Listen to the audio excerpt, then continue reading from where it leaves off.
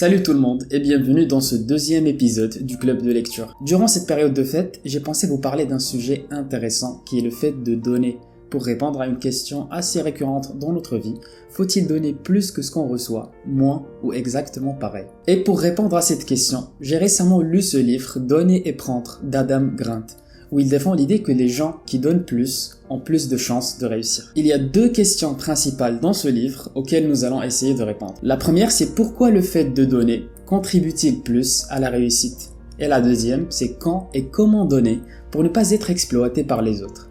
Commençons alors notre vidéo. Selon Adam Grant, il y a trois catégories de gens selon ce qu'ils pensent sur la réciprocité. Premièrement, il y a les preneurs. Ils aiment prendre plus que ce qu'ils ne reçoivent et ils pensent que s'ils doivent gagner, alors d'autres devront naturellement perdre. Ils aident les autres de manière stratégique quand les gains sont plus importants que les coûts. Deuxièmement, les donneurs qui aiment donner plus qu'ils ne prennent. Ils ont tendance à faire gagner les autres plus qu'ils ne gagnent eux-mêmes. Troisièmement, les égalitaires. Ils aiment toujours équilibrer entre ce qu'ils donnent et ce qu'ils reçoivent. Ils ont tendance à regarder les relations comme un ensemble de transactions équitables. Mais cette catégorisation n'est pas rigide. On peut tous être dans chacune de ces trois catégories à des moments différents de notre vie. Mais on a un style qui est prépondérant et auquel on s'identifie le plus. Selon l'auteur, ce qui donne l'avantage aux donneurs par rapport aux autres types, c'est leur capacité à 1. Maintenir un bon réseau, 2. Mieux collaborer et 3. À communiquer plus efficacement avec les autres. Commençons alors avec le premier point qui est le réseau. Dans les situations où il doit y avoir un perdant, les donneurs sont désavantagés. Mais la majorité de la vie n'est pas un scénario de gagnant ou perdant. Les donneurs prennent du temps pour construire une réputation et un réseau qui les aidera à réussir. Leur bon réseau leur fournira éventuellement des informations privées, des opportunités pour travailler, pour apprendre, etc. Mais alors pourquoi donner aiderait-il à construire un meilleur réseau? Selon l'auteur, la raison c'est qu'on ne peut pas prédire exactement qui pourrait nous aider dans le futur. Une personne qu'on va aider à un moment donné peut un jour devenir notre boss ou un client. Et si tu n'aides que les personnes que tu penses être utiles pour toi, alors tu fermes les yeux sur plusieurs connexions qui ont un potentiel caché. Et à part les gens qu'on ne connaît pas et qui pourraient nous aider un jour, l'auteur défend l'idée que même dans notre réseau, les donneurs ont de meilleures chances de trouver de l'aide. Selon lui, il y a 3 catégories de liens dans notre réseau social. Des liens forts, qui sont les personnes proches de nous qu'on rencontre souvent. Les liens faibles, qui sont des connaissances avec qui on parle occasionnellement. Et des liens dormants, c'est des personnes avec lesquelles nous avons perdu contact au fil du temps. Et ce qui est intéressant à savoir, c'est que dans la vie, les gens bénéficient plus des liens faibles et dormants que des liens forts. Car c'est à travers ces deux liens qu'on a accès à d'autres types d'informations avec lesquelles on n'est pas familier. Par exemple, dans mes liens forts, j'ai beaucoup d'amis avec qui j'ai passé mes études d'archi. Et en général, nous avons accès au même type d'informations. Mais il viendra un moment où j'aurai besoin de conseils juridiques, d'un avis médical, etc. Et selon Adam Grant, j'aurai beaucoup plus de chances de trouver de l'aide dans mes liens faibles que mes liens forts. Les preneurs et égalitaires ont un grand désavantage par rapport à ces deux types de liens. Quand on est une personne qui exploite les autres, on construit une mauvaise réputation et éventuellement, les gens chercheront à nous punir. Il y a une expérience qui s'appelle le jeu de l'ultimatum de Kahneman, où des sujets s'assoient devant un étranger à qui on a donné 10 $. L'étranger propose alors au sujet de partager cette somme, mais de manière non équitable. 2 $ pour le sujet et 8 $ pour lui. Et le sujet a 2 options. Soit il prend les 2 $, ou il rejette l'offre, et les deux ne prennent rien. La logique serait de prendre 2 $ car c'est mieux que rien.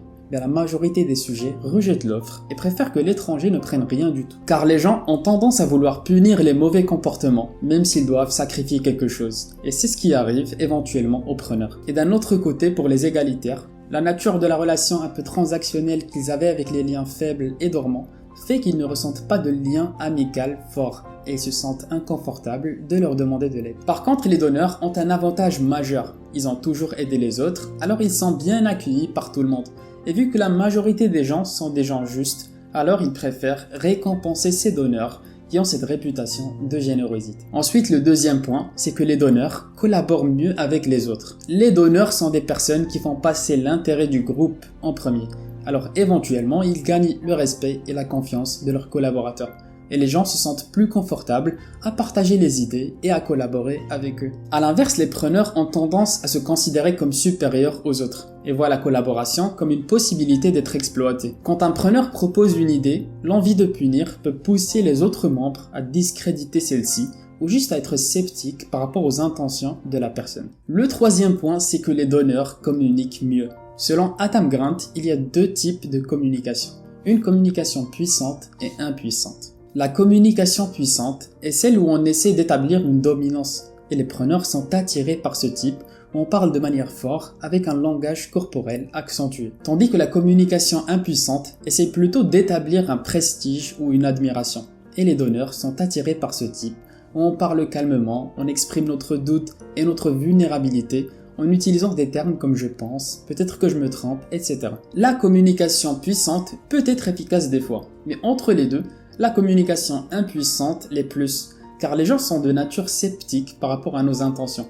Ils n'aiment pas se sentir inférieurs.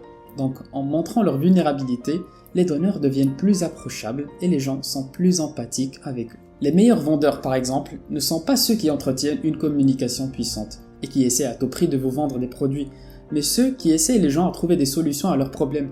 Ils posent plusieurs questions, proposent la meilleure solution au client et le laissent choisir par lui-même. Maintenant qu'on a établi le fait que les donneurs sont plus avantagés en termes de réseau, collaboration et communication, il faudra faire la différence entre les donneurs. Car selon Adam Grant, il y a deux types de donneurs. Ceux qui ont une grande estime de soi et qui réussissent pleinement, et ceux qui ont une faible estime de soi et qui sacrifient leur propre gain pour les autres, ce que l'auteur appelle un altruisme pathologique qui réduit leur bien-être. Les donneurs qui ont une grande estime de soi donnent plus qu'ils ne reçoivent, mais choisissent avec attention comment et à qui donner.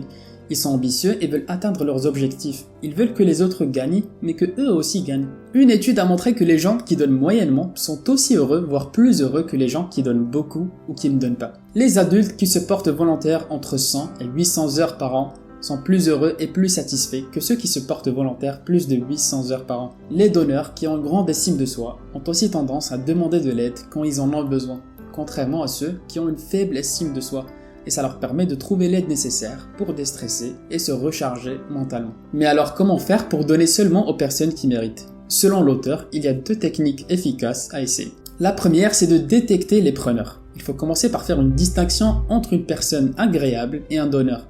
Car un donneur peut être désagréable, mais au fond, c'est une personne qui a un grand intérêt pour les autres. Et un preneur peut être une personne très agréable dans l'intention d'exploiter les autres. Et en étant un donneur, on inspire confiance aux autres, alors ils baissent leur garde de temps à autre et on a une meilleure visibilité par rapport à leurs intentions. Deuxièmement, c'est d'appliquer la règle de donner une fois sur 3. Quand vous avez détecté un preneur qui est toujours en compétition, il est bien de l'aider, mais seulement une fois sur 3. Cela permet de pardonner quelques erreurs de sa part et lui communiquer discrètement qu'il faut changer de comportement. Et cela permet aussi d'éviter d'entrer dans des entêtements qui vous causeront des problèmes à vous deux. Pour résumer ce qu'on a vu, les gens croient généralement que les donneurs sont les personnes qui réussissent le moins des trois types, mais Adam Grant pense fortement que ce n'est pas le cas. Les donneurs arrivent au sommet sans rabaisser les autres, en ayant un meilleur réseau, en collaborant mieux et en communiquant plus efficacement avec les autres. Donc si tu es un égalitaire qui veut devenir un donneur, voici quelques astuces du livre qui pourraient t'aider. Premièrement, commence par adopter une mentalité de donneur. Si ce n'est pas naturel pour toi, alors commence à donner aux gens que tu aimes et aussi dans les choses que tu apprécies. Par exemple, si tu aimes les animaux, alors tu peux donner en te portant volontaire dans un refuge. Ce sera une expérience plus agréable pour toi. Et après un moment, tu pourras adopter le fait de donner en faisant partie de ton identité. Deuxièmement, change de perspective et essaie de te mettre à la place des gens qui sacrifient beaucoup pour donner aux autres. Et pense à l'effort que cela demande. Troisièmement, aie l'habitude de demander « Comment puis-je aider ?» Et quatrièmement, applique la règle des 5 minutes. Si aider quelqu'un ne te prendra pas plus de 5 minutes, alors fais-le immédiatement. C'était tout pour cette vidéo et j'espère que tu l'as apprécié. Si c'est le cas, n'hésite pas à t'abonner et à me laisser un commentaire en bas. Et avant de partir, je voudrais te souhaiter de très bonnes fêtes avec tous mes vœux de bonheur. Merci d'avoir regardé la vidéo jusqu'à la fin et à la semaine prochaine. Salut!